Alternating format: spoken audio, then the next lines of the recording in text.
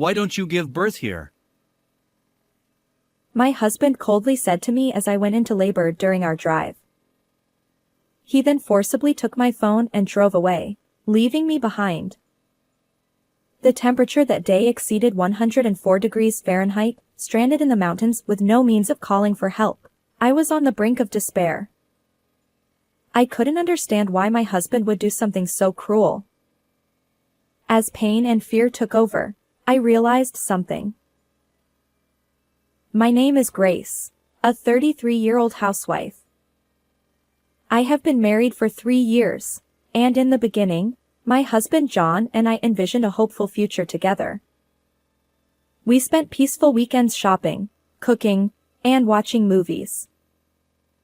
I felt deep love and trust for John, believing that the love we vowed to each other at our wedding would last forever. However, that illusion shattered when I became pregnant. For some reason, John, who had shown me affection until then, suddenly became cold. He stopped helping with household chores and, when I tried to talk to him, he would coldly say, I'm tired from work. Don't talk to me. Confused and anxious, I asked him why he was acting this way. John angrily replied, Pregnancy isn't an illness. Do it all by yourself without being lazy. From that moment on, John stopped caring about my health and feelings. Despite this, I tried to repair our relationship. I believed that he was just tired from work and that he was simply overwhelmed by the sudden responsibility of becoming a father. Even during severe morning sickness, I prepared meals and did as much housework as I could. However, every time I saw John's irritated and glaring face, I felt the image of his once kind self fading away. Despite these difficult days, my baby grew steadily, and that was my only support. We'll meet soon. I love you, I would always say, rubbing my growing belly.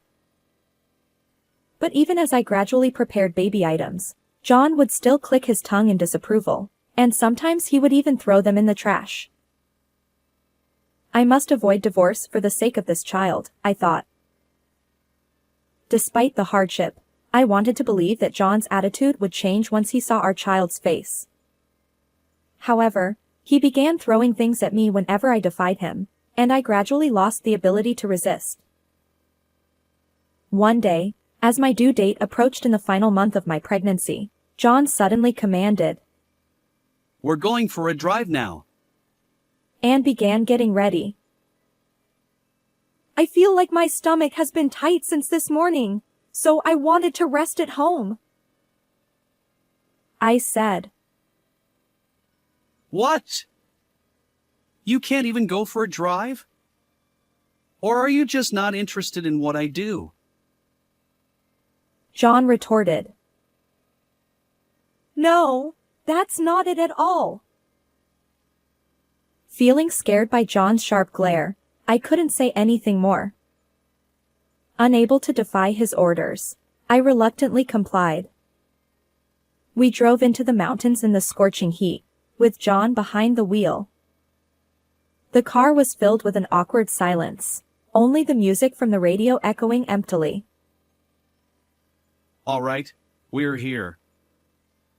Hurry up and walk, John said. Dragging my heavy body, I headed towards the mountaintop. Already exhausted, sweat poured from my body, and I felt breathless. The temperature exceeds 104 degrees Fahrenheit that day, making even the usually cool mountains stifling and suffocating. Let's just finish this quickly and go home. At that moment, I felt a sharp pain that was incomparable to the discomfort I had felt in the car. Startled, I crouched down.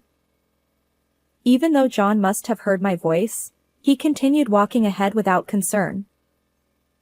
I tried to call out to him, but only a faint voice came out. John, please, my stomach hurts. I think labor has started. I hoped that John would help me, But he just stopped and looked at me with a cold expression. There was no trace of love or concern in his eyes.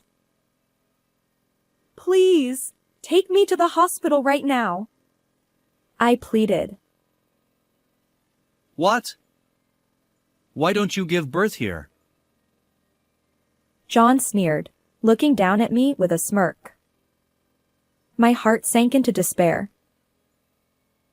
What do you mean? The baby in my belly is also John's child. I never imagined John could be so cruel.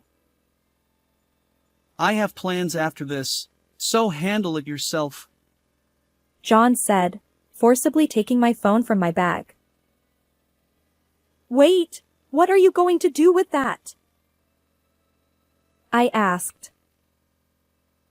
It's your punishment for using pregnancy as an excuse to slack off on housework. Reflect on it here. He replied with a faint smile, putting my phone in his pocket and getting back into the car. Please, wait, John, don't go. I cried out in despair, my voice echoing through the mountains as John drove away, leaving me with no means to call for help. As the heat haze rose and the sound of insects pierced my ears, I tried to seek help, but my strength finally gave out, and I lost consciousness. 6 hours later, suddenly, the phone rang. John's angry voice echoed through the hospital room. What the hell? You bought a new phone without telling me?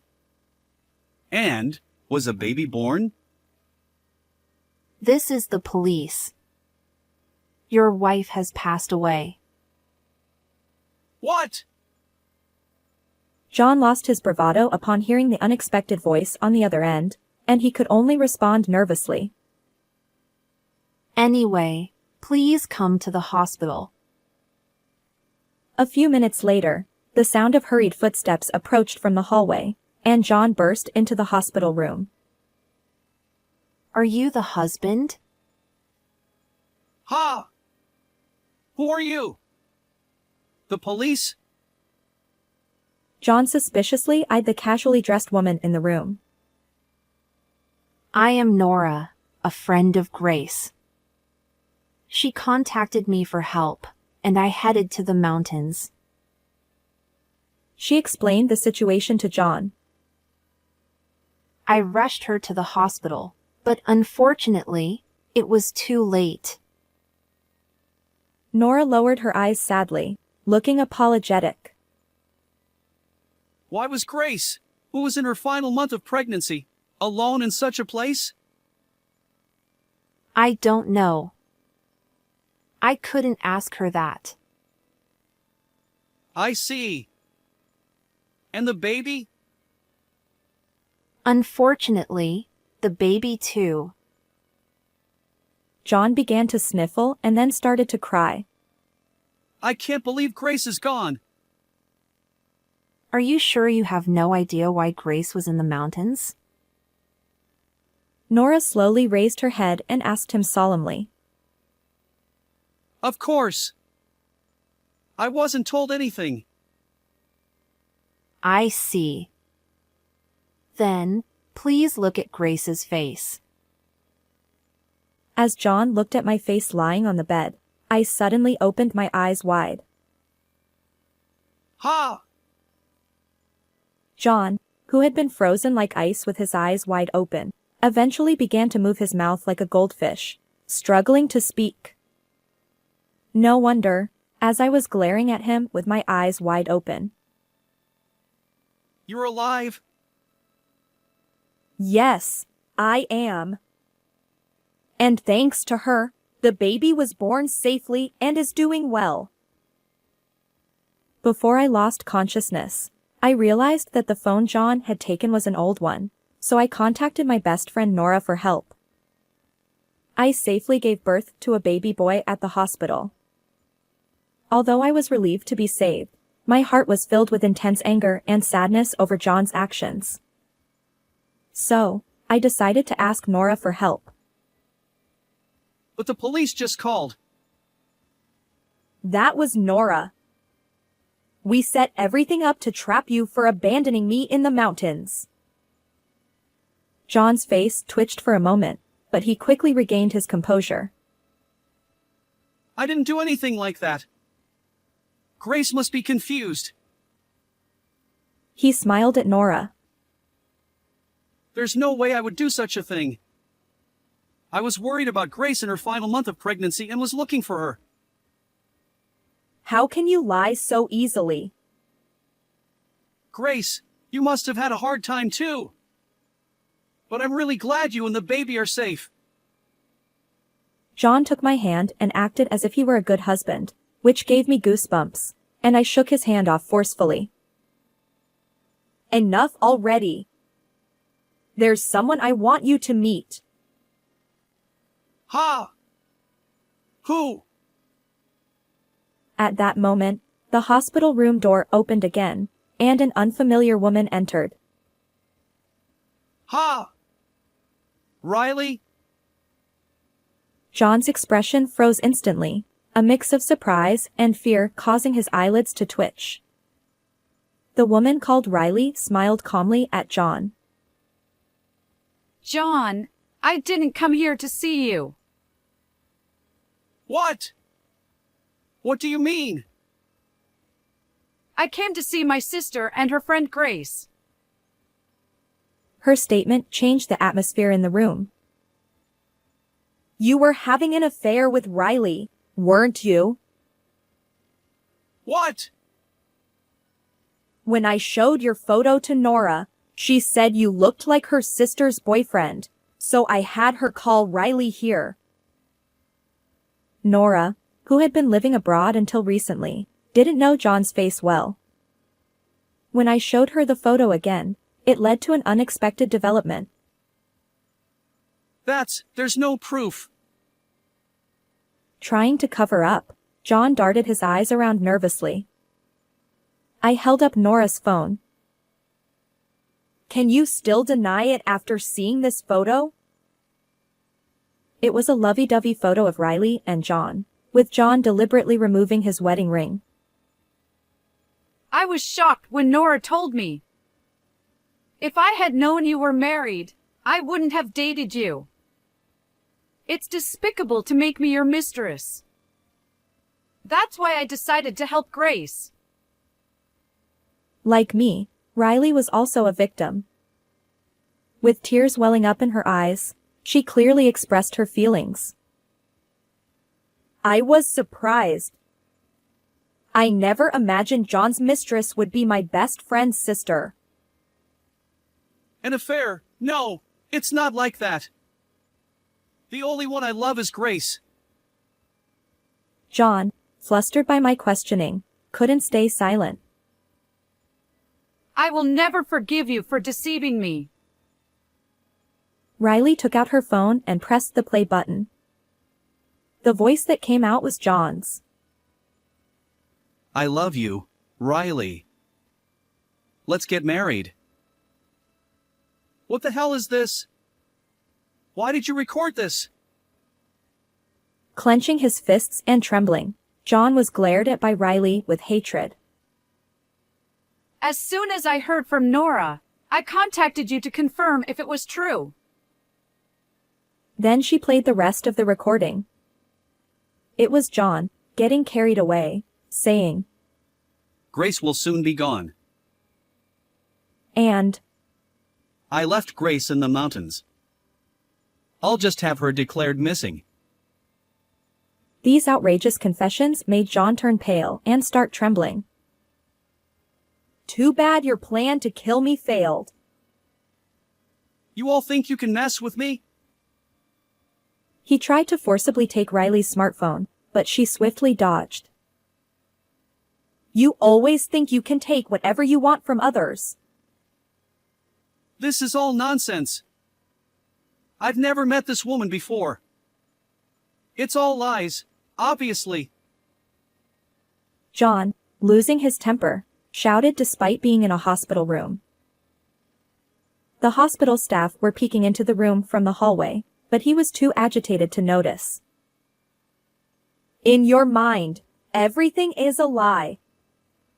The affair, the recording, abandoning me in the mountains. Shut up. You keep quiet.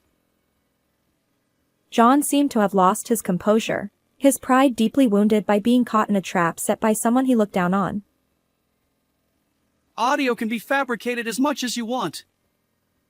It can't be used as evidence. Oh, really? Do you think the footage from the dashcam won't be evidence either? What? The moment he heard my words, John froze, his mouth agape, taking time to understand the meaning. The car. The dashcam should have captured everything clearly. Ah! Panicking, John turned towards the door, trying to run to the parking lot to hide the evidence, but Riley tripped him, causing him to fall pathetically to the floor. I already had Nora extract the data.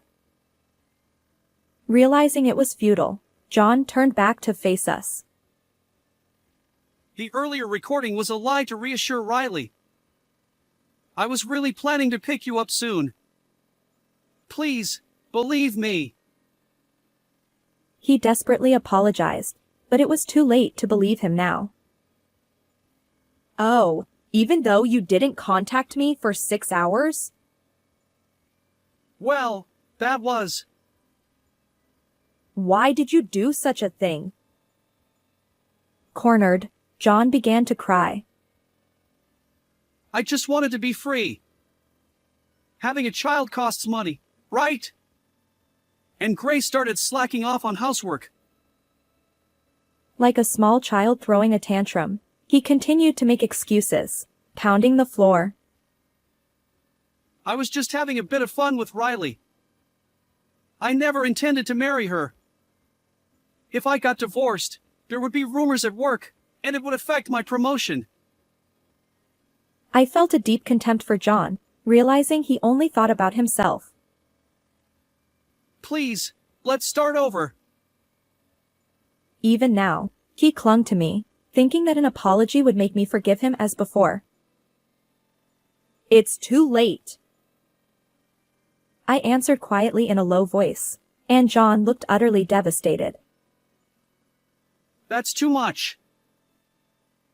At that moment, there was a knock on the door, and a hospital security guard entered the room. The staff must have called him because of John's commotion. Wait, please. This is just a marital quarrel. There's a reason for this. John resisted desperately, but the large security guard dragged him out. The room was once again enveloped in silence. As I shed tears of relief, Nora gently patted my back. Thus, freed from past suffering, I decided to start a new life. A few months later, my divorce from John was finalized. With the evidence, I was overwhelmingly favored in court. John, found guilty, is now paying us $30,000 in alimony and child support while serving his sentence. With the help of Nora and Riley, my son and I gradually regained our happiness. The baby is growing healthily, and smiles have returned to our lives. Through this experience, I decided never to sacrifice myself again, no matter what difficulties come my way. Life is unpredictable. Still, I will carve out my future with my own strength, without entrusting my life to anyone else. How did you like this story? Please subscribe to the channel. See you in the next video.